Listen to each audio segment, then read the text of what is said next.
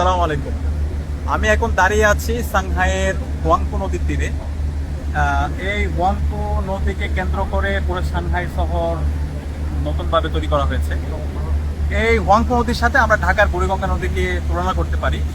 ঢাকা বুড়িগঙ্গা নদীর তীরে অবস্থিত, কিন্তু বুড়িগঙ্গা নদীর ময়লা আবর্জনার কারণে, পরিবেশ দূষণের কারণে পুরো ঢাকা শহর আজকেও নিরাপদ হয়ে উঠেছে।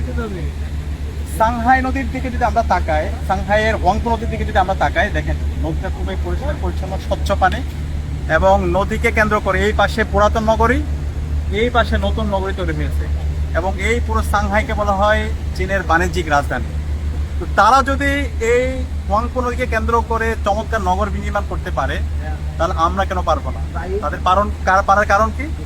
সঠিক পরিকল্পনা এবং দক্ষ নেতৃত্ব। একই সাথে যদি আমরা বেইজিং শহরকে দেখি, বেইজিং ও ঢাকার মতো ওভার পপুলেটেড একটা সিটি। বেইজিং এর মধ্যে যদি দেখি আমরা, এখন কোনো ধরনের ট্রাফিক জ্যাম নেই, পুরোটা এআই দ্বারা নিয়ন্ত্রিত, নাগরিকদের নিরাপত্তা আছে। পুরো বেইজিং শহর নিট অ্যান্ড ক্লিন একটা সিটি। কিন্তু ঢাকার অবস্থা যদি আমরা দেখি, এখানে হিউজ ট্রাফিক এবং কোনো ধরনের নগর পরিকল্পনা নেই।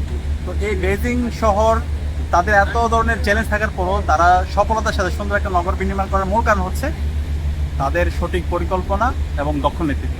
তা আমরা ঢাকাকে বিশ্বের একটা চমৎকার নগর হিসেবে আমরা বিনির্মাণ করতে চাই। সেই নগর হিসেবে বিনির্মাণ করার জন্য আমাদের এখনই সঠিক পরিকল্পনা গ্রহণ করতে হবে এবং দক্ষ নেতৃত্বের মাধ্যমে আমাদের ঢাকা এবং বুড়িগঙ্গা নদীকে আমাদেরকে বাঁচাতে হবে।